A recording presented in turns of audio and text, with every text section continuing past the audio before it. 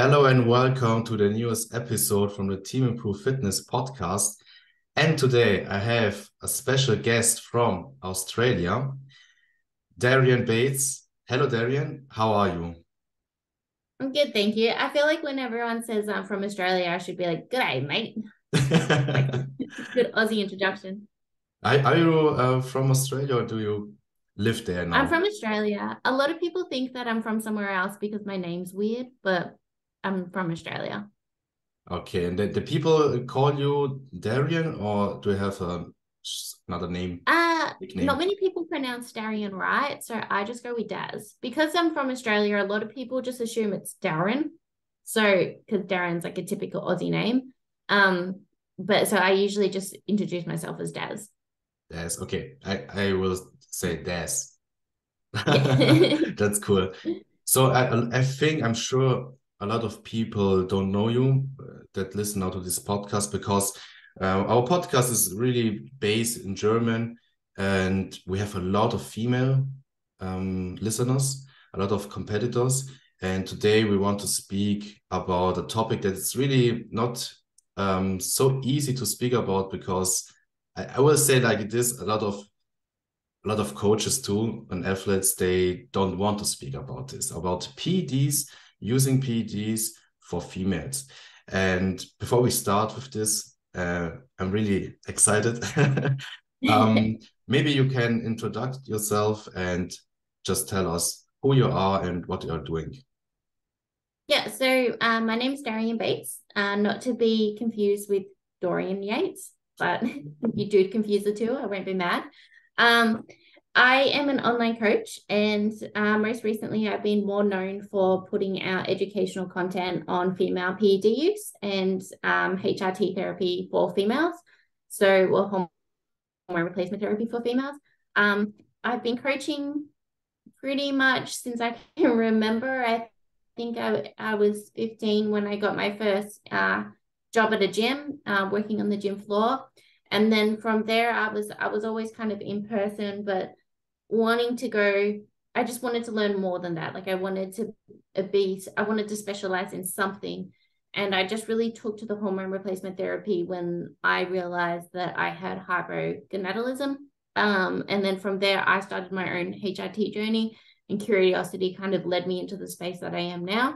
And it just so happened that I work more with physique athletes because they kind of experience the same things that I experienced. Um, yeah, I think that's it. And it's really interesting. So your own problems lead you to now get an expert in this field. And that's really, really interesting because I think not a lot of females would speak about this, how to do Yeah. HRT and TRT, because I think the studies and the reality is a little bit different. If we see some studies, maybe we can talk about this later. And you are an athlete, right? You compete too? Yeah, I did one bikini comp. Mhm.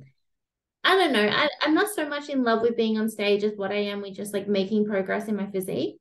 So I don't know if I'll compete again. I mentioned to you before that I'm waiting for a spot on Joe's team to open up for me to get coached by him. And he said that he'll only take me on if I compete again. So if that goes ahead, then I will be competing again. Okay. But at the moment, I'm kind of just like happy making progress without timelines, I guess. And I don't see, like, for me, I don't need to step on stage. Um, I would prefer to do photo shoots and everything like that, to be Mm. honest. But yeah, I guess you can call me an athlete or a wannabe athlete. In my eyes, everybody's an athlete that lives the lifestyle, but then there are athletes that go on stage and someone don't want to go on stage. Yeah. But I can understand you because I'm the same.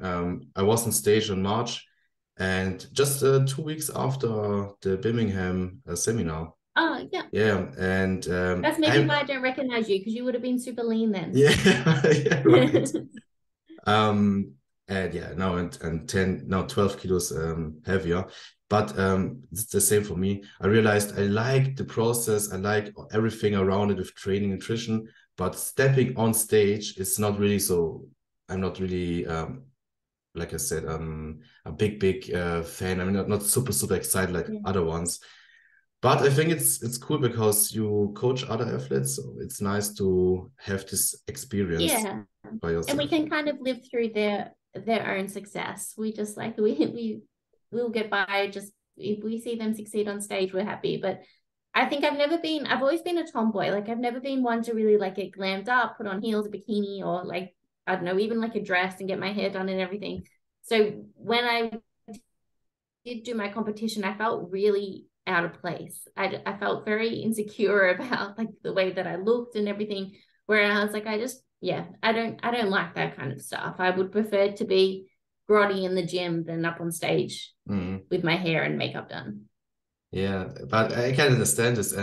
But I saw your update that you have done during the prep, and yeah, oh my gosh, it's really good. Your physique, it's really strong. Thank you.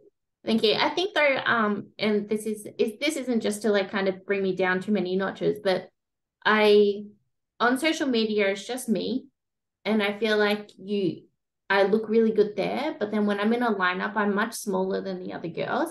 And like you saw me in person at Birmingham, I'm smaller than what I look like on Instagram.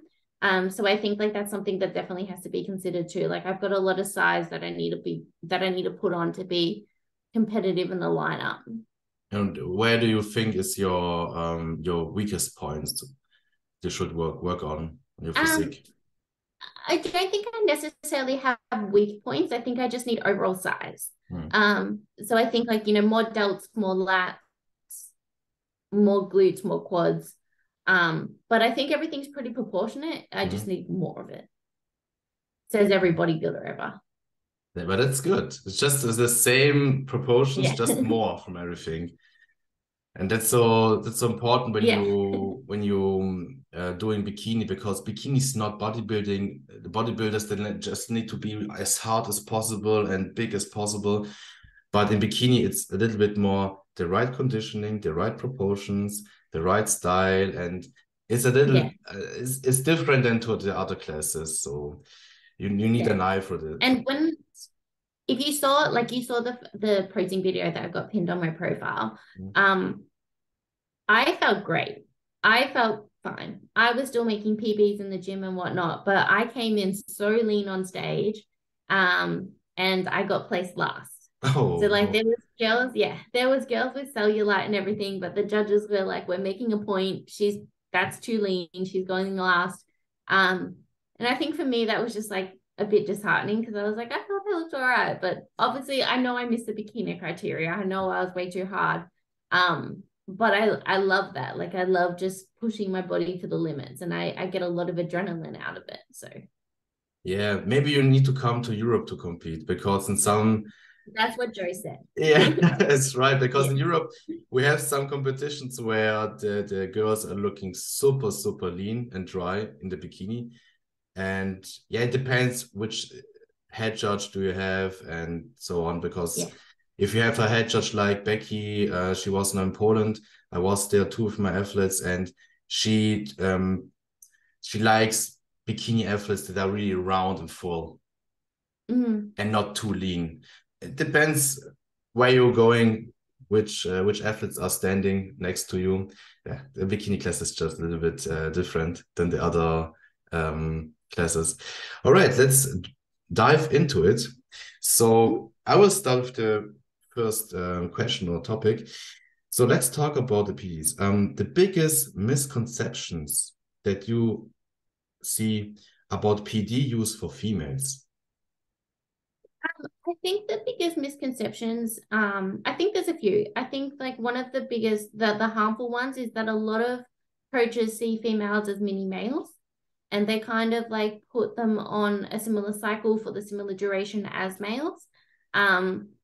I guess that's just bad practice rather than a misconception. I think a lot of females think that they're going to look too jacked once they get on PEDs, which just isn't the case. Like it doesn't kind of happen overnight. And then I think also the one that annoys me the most is I guess people saying that bikini competitors shouldn't use PEDs. I think that one annoys me the most. A lot of coaches here in Germany say the same. No, they don't need to use nothing.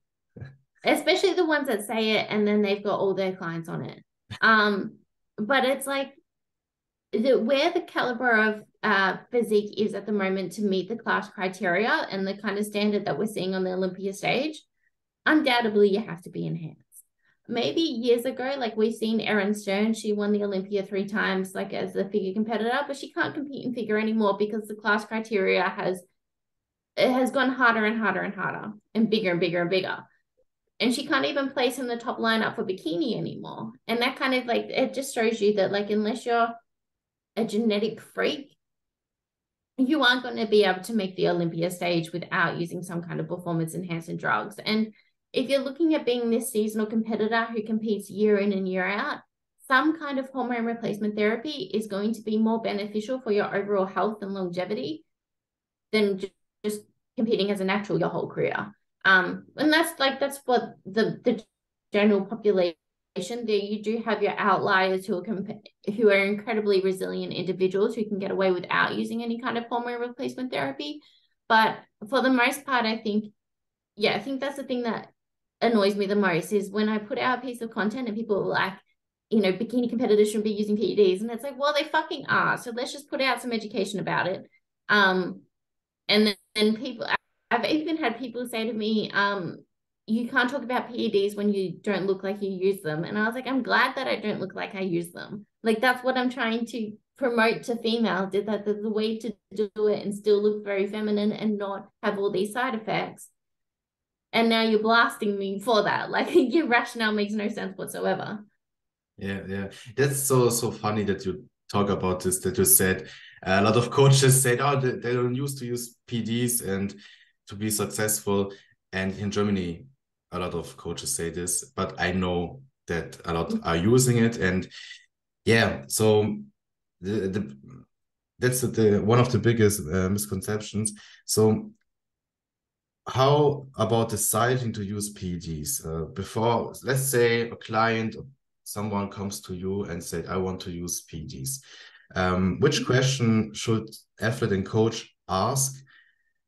When's the right time maybe to consider it? And when it's, what should an athlete has as a base before using PEDs maybe, if she wants to? I think an athlete should always be training natural for 3 years. And then I think they should do at least 3 years. And then if they decide to go down the performance enhancing route, they should do like the non-androgenic compounds for at least a year before considering the androgenic compounds.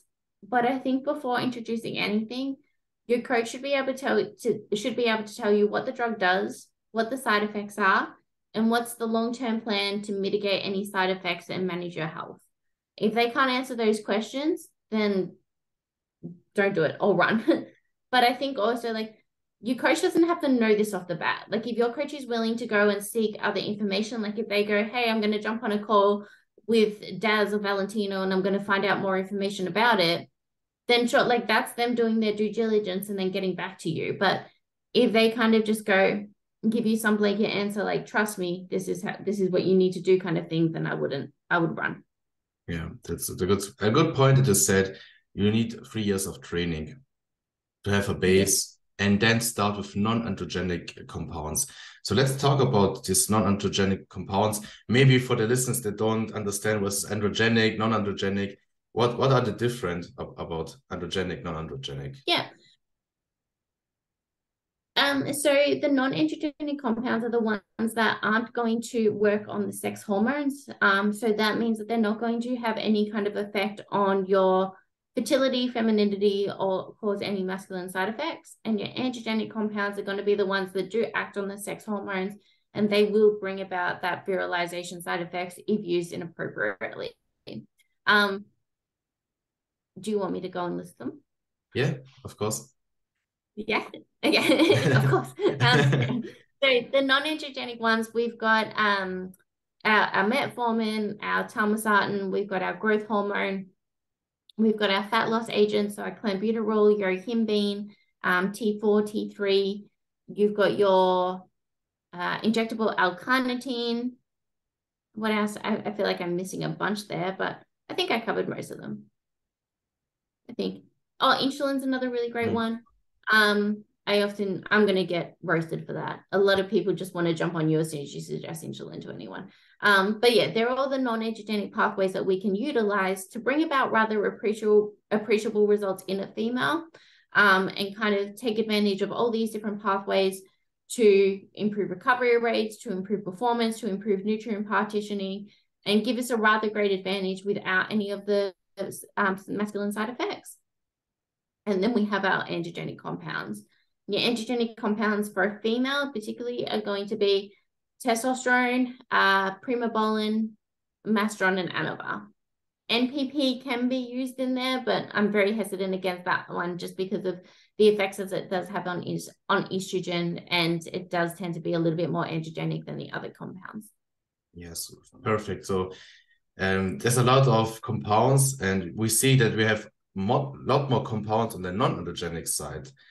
So that's maybe interesting to understand better this point, that before a female jump on the androgenic side, we can start with the non-androgenics. So let's say, case study, you have a female, 3 years training, she builds a good base of muscles. Now she wants to use PEDs in the off season. So how someone can start using non-androgenic compounds? Where do you start?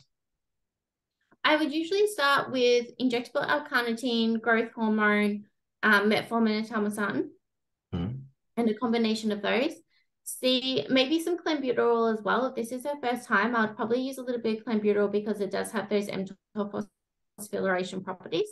And then the good thing about that is when we look at the the androgenic compounds, we can only use them for short cycles, like 4 to 6 weeks. Whereas the non-androgenic compounds, we can have in play for the entirety of the year and take advantage of these, take advantage of the advantages, I guess. It's such a stupid way to say it. But for the entire year without having to cycle on and off, and we're probably going to get more out of that than doing a 4-week cycle, that Anavar or primobolan or something like that. So yeah, they would probably be the ones that I start them on. Obviously, if their blood work says so, we can do some kind of T4 or T3.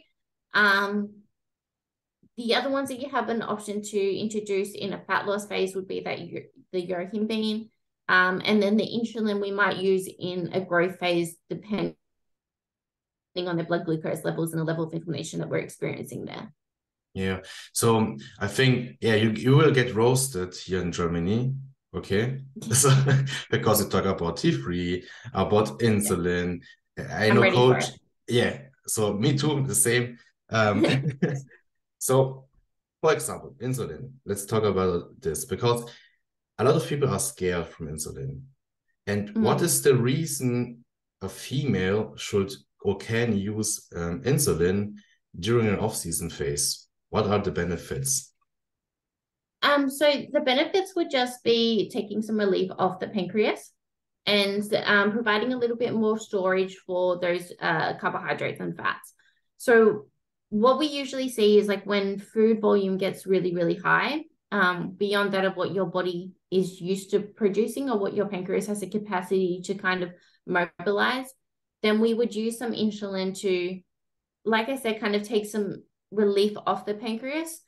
But also once we notice that lethargy is setting in or the appetite isn't where it needs to be, they're not having a fun time digesting the food and things like that, that's when we can use a little bit of insulin. And we would use a basal insulin to start off with, and then we might use something like a Nova Rapid around the larger meals or around the training window. All right, that's a good point. And are there any maximum duration that you should use long-lasting insulin like Lantus, or you can use it all the year? I wouldn't use it all year long. We should use it in a cyclic fashion, and we should rely on blood glucose levels. And it's worth noting that when you are taking the insulin, you should be doing your due diligence in minimizing inflammation, regardless of whether or not you are taking exogenous insulin. Yes. And the GH. GH, a lot of people think, oh, you're taking GH, that's just for the big bodybuilders to get really huge. And what are the benefits from GH use for females? So The off GH is what season. we call, yeah, so it's what we call a sexually dimorphic drug. So females aren't going to get as great of a result in the off season as what they are in a contest prep from it, just from a fat loss perspective, because we don't get the same conversion from HGH to IGF-1. It's about 3 times as less in females than what it is in males. So we're probably better off using it in a fat loss phase, just using it fasted for cardio to get the benefits from a lipolytic perspective. But even though the conversion to IGF-1 is 3 times as less, there is still a little bit of a benefit there that we can play on and rely upon to mitigate fat gain in an off season. So in your eyes, it's a little bit better if someone says, okay, I don't have a lot of money to spend. Let's use the GH better just in the fat loss phase because they have more benefits. I would do that. Yeah. And that's interesting. So there are differences between men's and women's because men's can benefit more from the IGF-1 conversion. They have more. Yeah, men kind of get the best of both worlds in that one. Okay. So females should use the GH a little bit different, more in the fat loss phase. And what would be a good dosing from GH that is effective? They would only need 1 to 2 units. 2 units would be like how much you naturally produce. So if we're getting any of that HPO suppression, then you can replace it with the 2 units. There would be no need to go above that for a female because we don't have the muscle mass to be able to metabolize it, at least in the categories that we're talking about, so like bikini or wellness. We just don't have the muscle mass to be able to metabolize more than that. A lot of females still like to use GH in their off season because it makes your skin nice, it makes your hair nice and strong, makes your hair grow longer, it makes your nails nice and strong.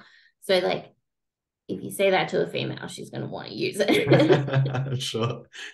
Yeah, and it's not allowed 1 to 2 units a day. It's not allowed. So it's possible to pay the money. And another thing that a lot of coaches say is that T3 and T4, but especially T3, is not good because you're wasting your muscles, you're reducing your muscle mass. So what is this true? No, above 50 micrograms, we do see that muscle protein, I guess, what would you call it, degradation. But that was also done in people that weren't using anabolics. So we just don't know because there hasn't been any studies done on bodybuilders who are using steroids. We just don't know, but there is no need to go to 50 micrograms. Like 37.5 micrograms would kind of be my top end there. So I think, it's got to be put into a little bit more context before you go making claims like that and saying that it wastes away muscle. It's all about the kind of situation that you put it in. And then the environment that you put it in. And T4 would usually be the first line of treatment for hypothyroidism. And the better thing about using T4 is that you don't have to dose it multiple times a day because T3's got such a short half-life. You have to use it like 3 times a day to get the benefits out of it or get the most out of it. And it just tends to be a bit tedious. But if someone had really bad T4 to T3 conversion, then that might be a place for T3. Yeah. So I saw the study too with the 50 micrograms, and the people say, oh, you see the study, they're losing muscles on T3, so T3 is bad, but you need to be always looking, okay, on which were the participants. Do they train? Are they eating enough protein? And so on.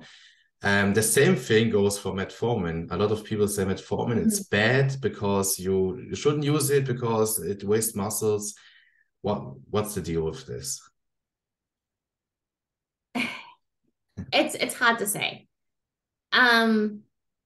Not that I think that you shouldn't use metformin, but I think that the timing's important, and I think it should be used away from your training window just because of anti-inflammatory properties. Besides from that, it works on a different pathway to what people think. I don't know like how sciencey you want to get with it. Let's go into it. Okay, let me pull up what I have on it so that I don't misquote anything, and then that way. Let's get nerdy for some minutes. Yeah, please. Okay.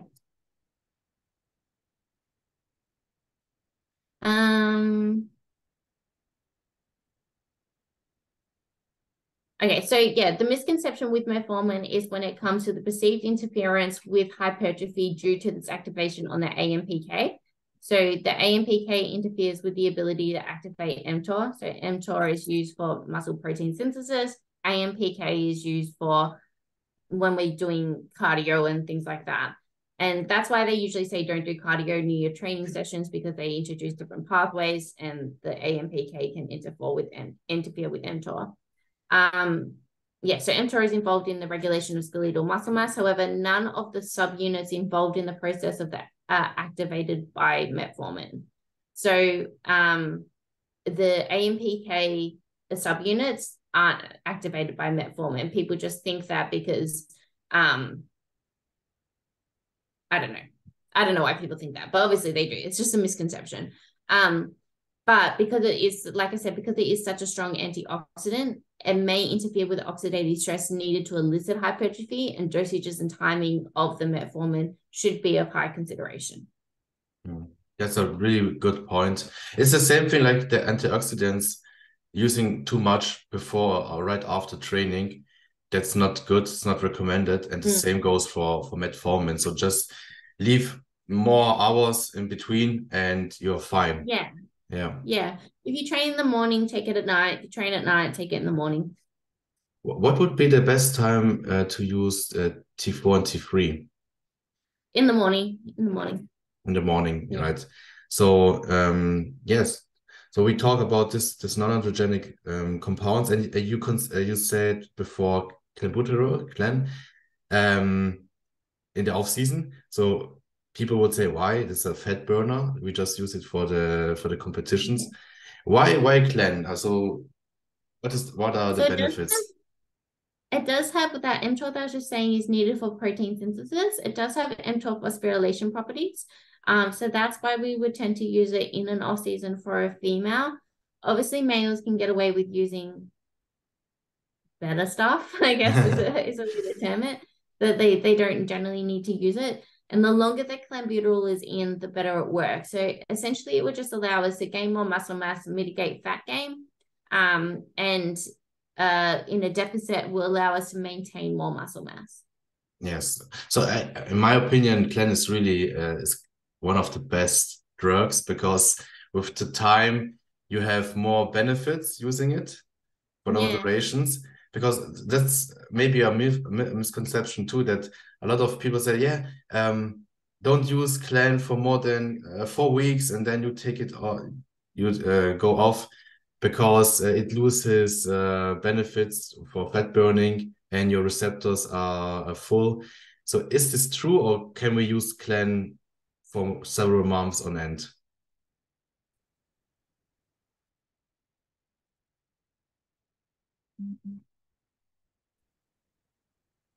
You can use it for several months on end. Yeah, I think it necessarily means that the drug isn't working. All right. That's why people think that. Sorry, you go. Yeah, sorry, it was for 10 seconds. You freezed. Can you repeat it, please? So people often think that because they don't get the jitters anymore that they first get when they use clenbuterol, they usually think that it stopped working, or they think that they think that their clen is fake, which just isn't the case. I do think that it does put like a little bit of stress on your body. So I think that sometime, like, after a contest prep, you should remove it just to kind of give your body a little bit of downtime before you reintroduce it again, and take some stress off the system as much as possible. But yeah, besides from that, that's the only thing where I would say, okay, well, maybe the effects aren't working so well because our cortisol is going up, our water retention is going up, due to us being in this stress environment, and the clenbuterol is not helping for that. But that's like, there's other things that we can manage to kind of take that stress away. Yeah.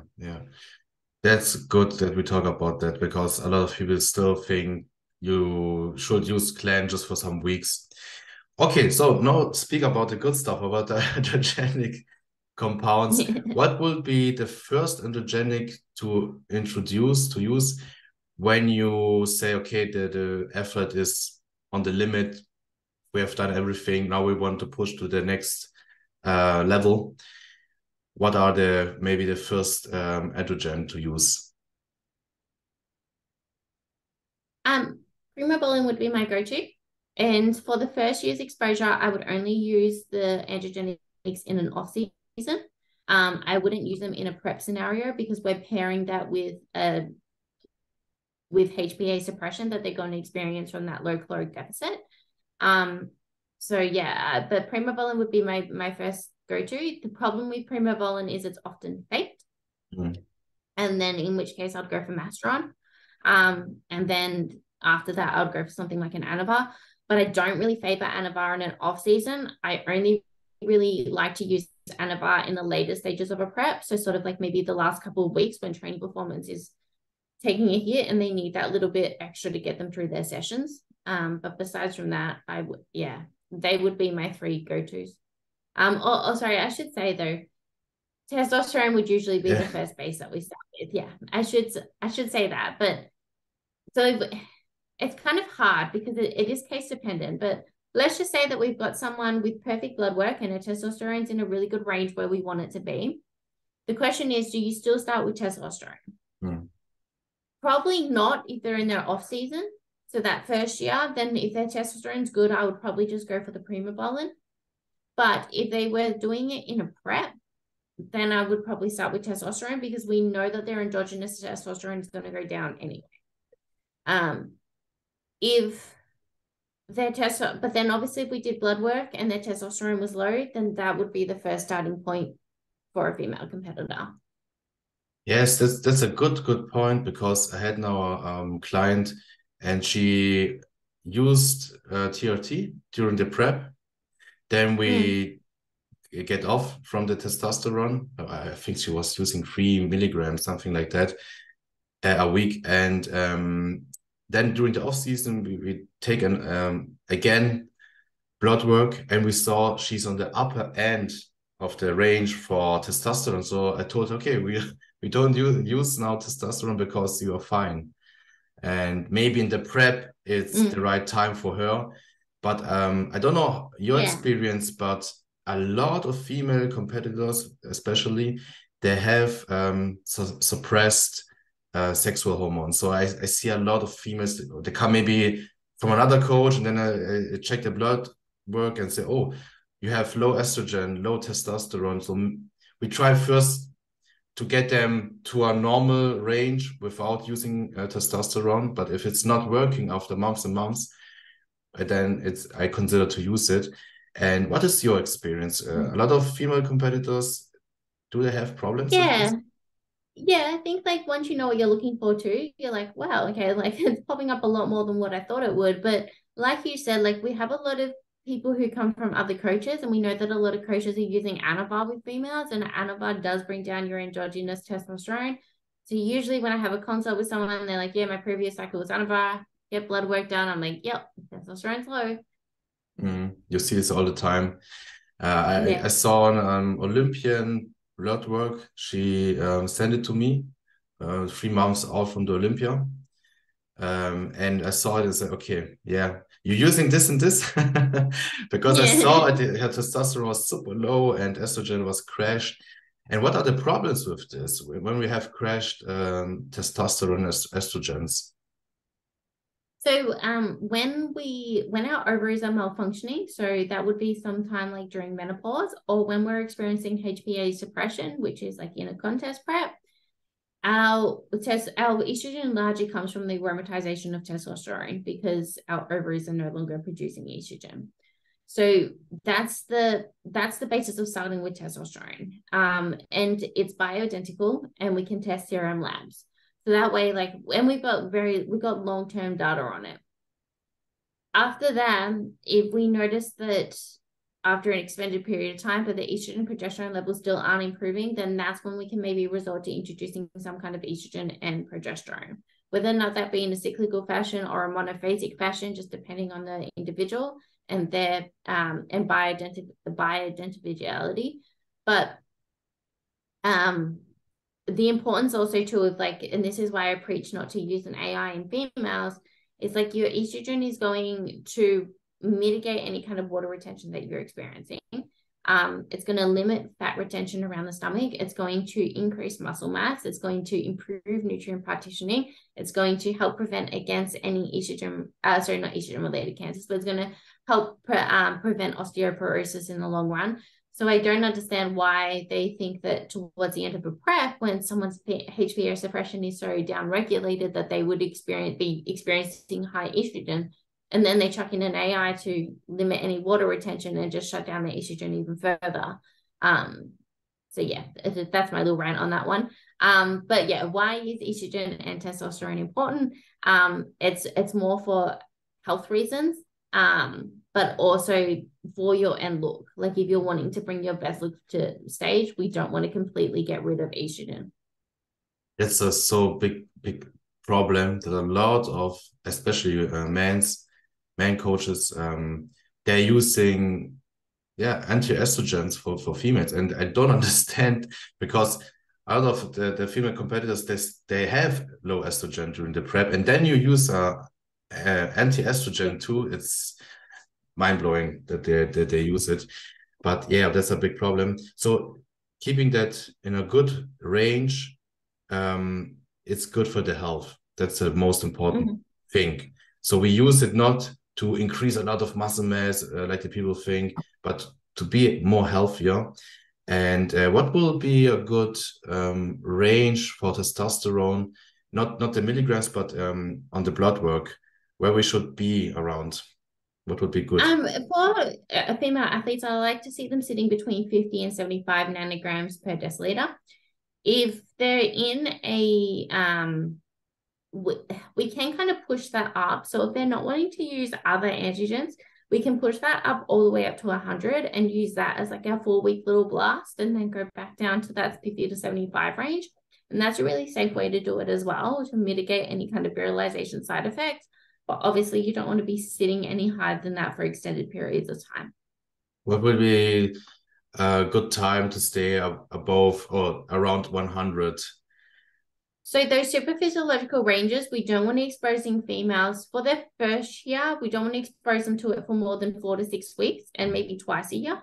Beyond that, it kind of depends on, I guess, the level category that they're competing in. I don't see a bikini competitor needing to go higher than that, but maybe something like your wellness or figure might need to go up to 8 weeks, and then your women's bodybuilder might need to go up to 12 weeks. Yeah, that's the reality.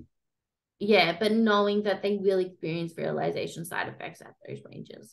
I think from the higher classes like women's physique or maybe figure two, it's just, in my opinion, impossible to go there and be the best and don't have any side effects. That's just really, really difficult, but we can mitigate it. Yeah, that's good.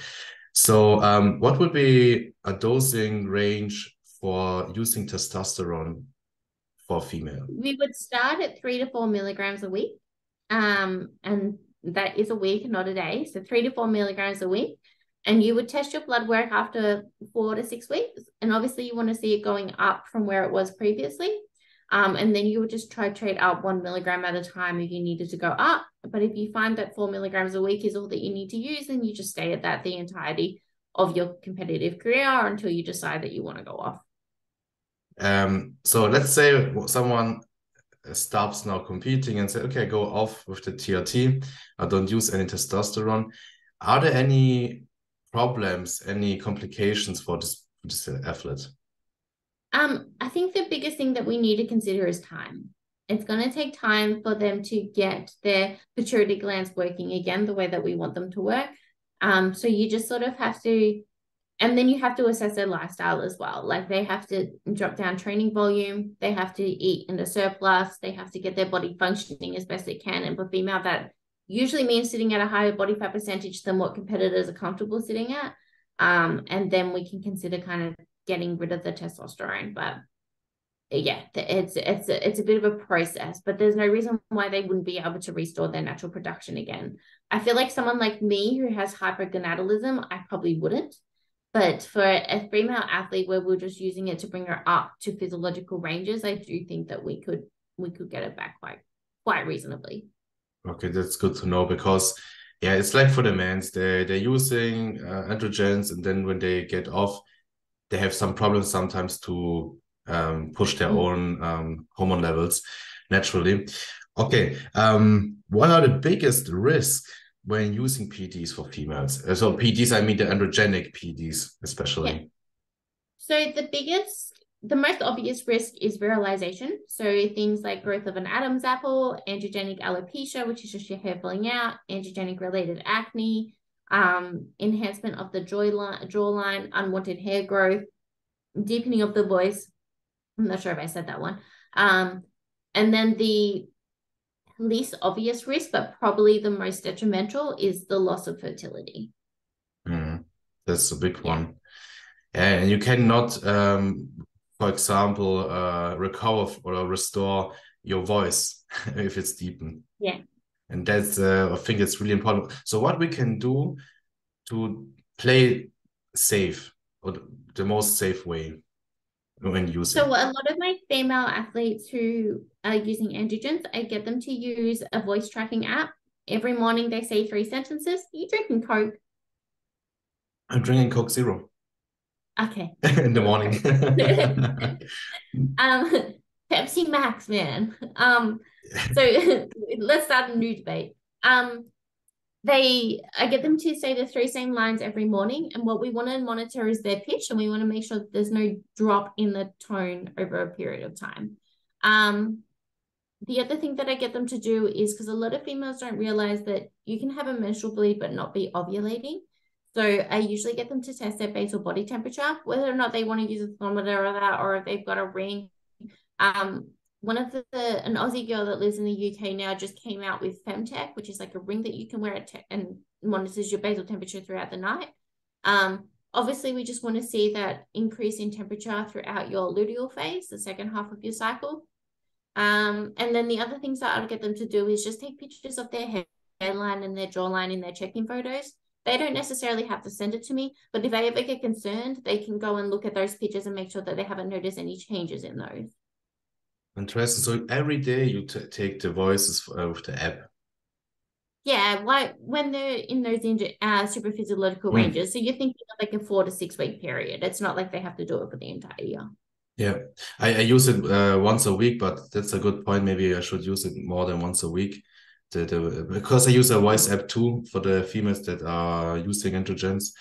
And sometimes what I notice, sometimes it can be that the voice deepen a little bit, and then maybe after 4 or 5 weeks, it goes back again. Do you saw this? Yeah, and I think sometimes it kind of depends on whether or not they got a cold or that too. Like if you wake up and you've got a little bit of a raspy voice because you're sick, like that's going to obviously make it deeper.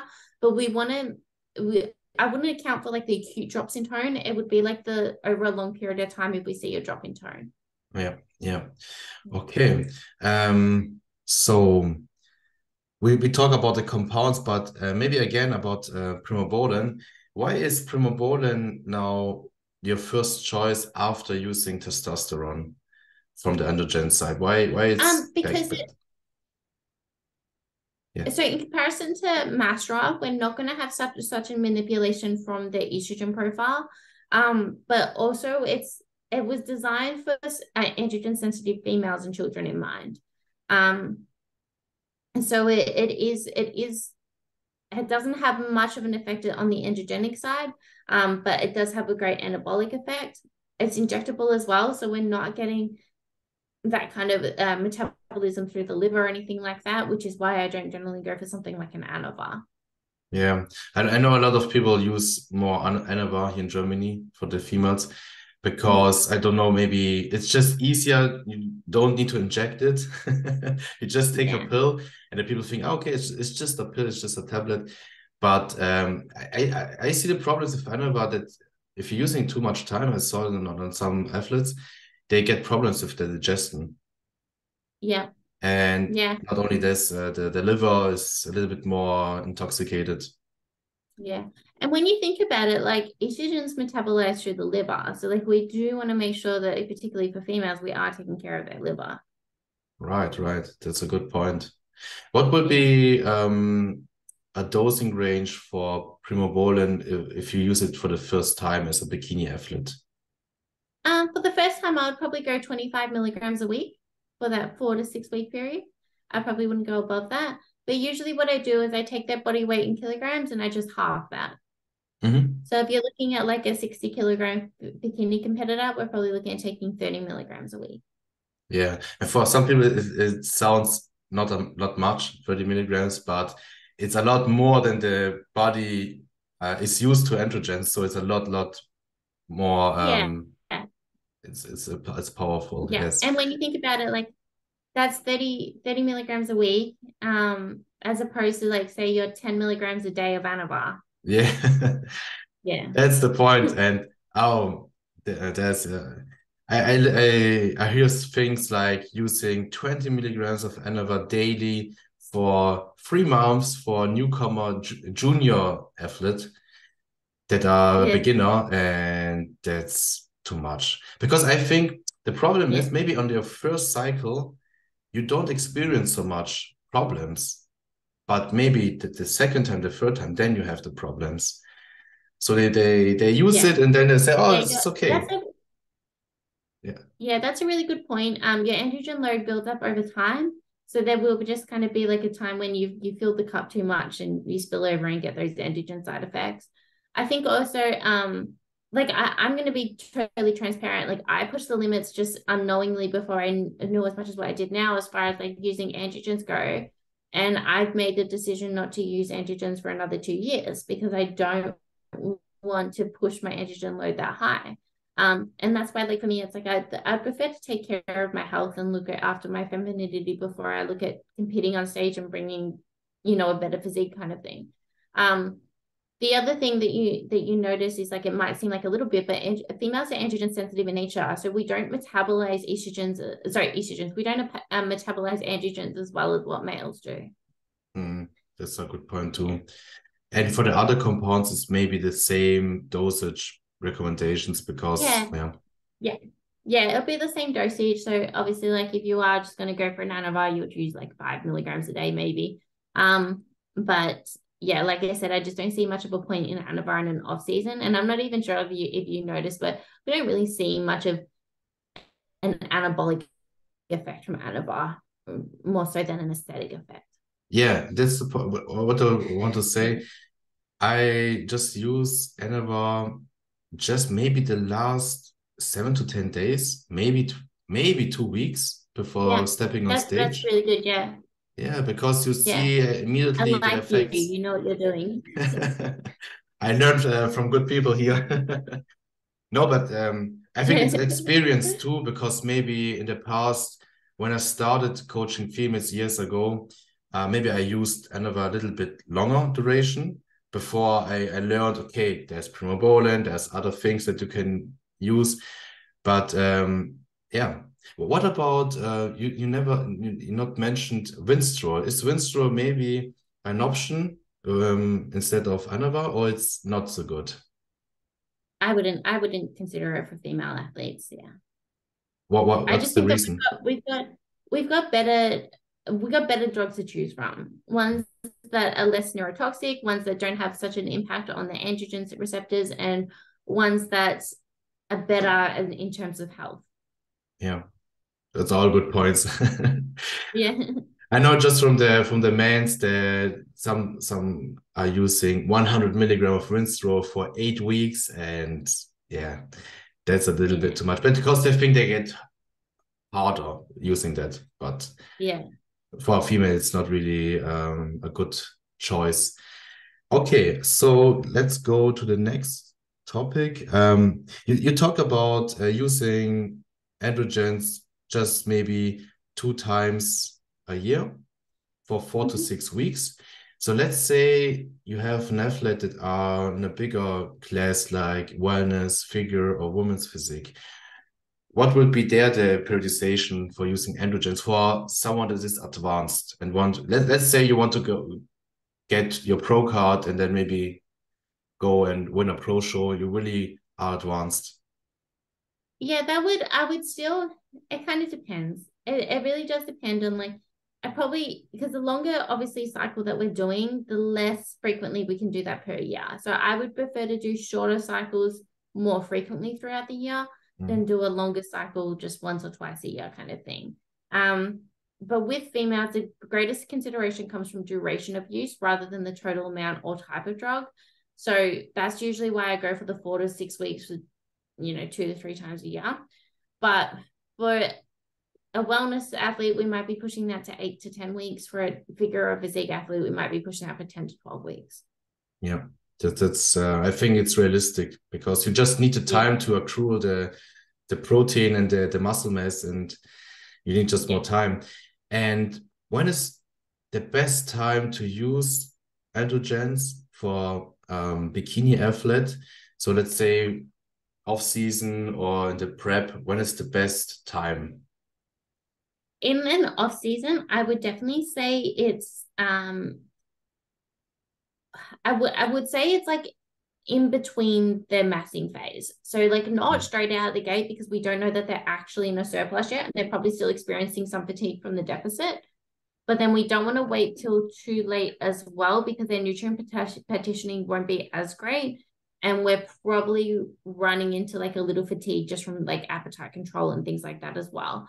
So I'll probably use it like in that midpoint, which is why I tend to like going from a fat loss phase to a growing phase. I like to do like a holding phase in there so that I can make sure that at least got them at maintenance. And then maybe I can when I go into that massing phase, I can go straight into using androgen so that they get the most out of that. Usually for females, I like to do like a 4 to 6 week block, take about, another 8 weeks off, and then do another 4 to 6 week block there in their growth. And then that's their growth phase done. In a prep scenario, we're probably looking at using it for like their final month. And then obviously just weighing up like how many shows that they're doing. Are they just doing one show? Because then we can use it for like the last 6 weeks of prep. If they're looking at doing one show and then maybe they got nationals like 2 weeks later, then we need to account for that how early do we introduce it into the prep. Yeah. And you just said 8 weeks in between cycles. So before you start the next cycle, what will be the important things to have in place before you start the next cycle? So for example, the menstrual cycle, should it be back again? Well, yeah, but if we're using it in a growth phase, we generally shouldn't lose the menstrual cycle. And that's the only time when I would do like 8 weeks in between. Usually I would like longer, like, because remember, we're not doing it for more than like 3 cycles a year. So let's say we got 2 growth phases, then that's like 4 weeks, 4 weeks, 4 weeks. But say post comp, I would probably want to see them have like maybe 2 really healthy menstrual cycles before we introduce androgens again. Yes, that's a good thing. So that's are there any other variables that you're looking for before using again doing again a cycle, or some no-goes where you said, okay, you're not ready, let's wait until you use the next cycle? I think like some things to consider would be like, where is their food volume at? Where is their recovery at? What's their training performance look like? And then I think for females too, a big one's like mental health, and making sure that they're in a really good place mentally before we focus on introducing any kind of androgens. Because the androgens can impact the mental health, right? Yeah, they can. And I just think like from a what would you call it, from a moral perspective, I just like to make sure that they're okay. yeah, true. Yeah. This just different to men's. That's right. Another thing, we jump a little bit back because before you mentioned another thing, I think it's interesting to talk about is L-carnitine and telmisartan. Why, or what are the benefits and when to use it? Which scenario? So the L-carnitine kind of acts like a catalyst. So it's sort of like, it's going to allow you to get more gains and less fat gain, more muscle gain, less fat gain in your off season. And it's going to allow you to retain more muscle mass in a prep.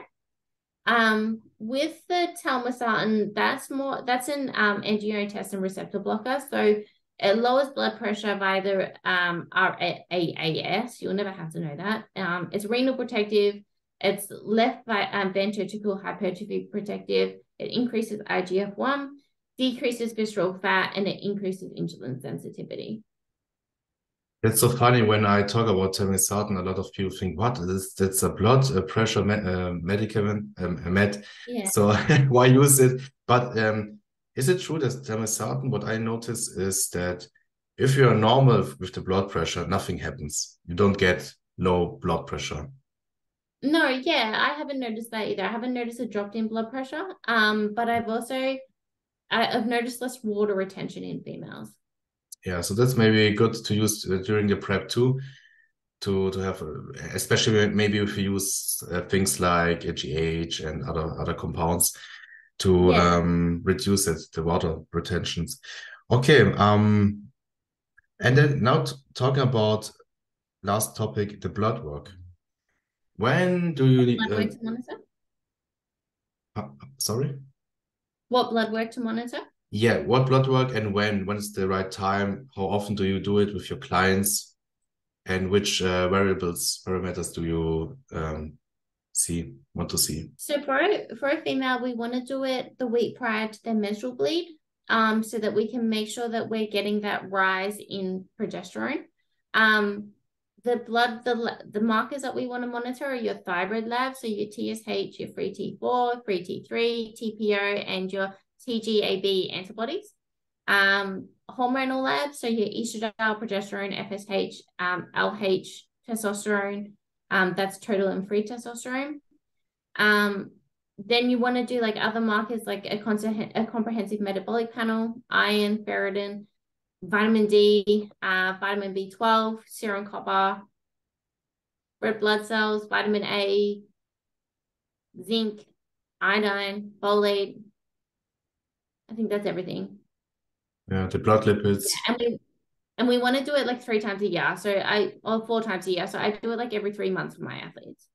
So you need money because it's really costs. It costs a lot.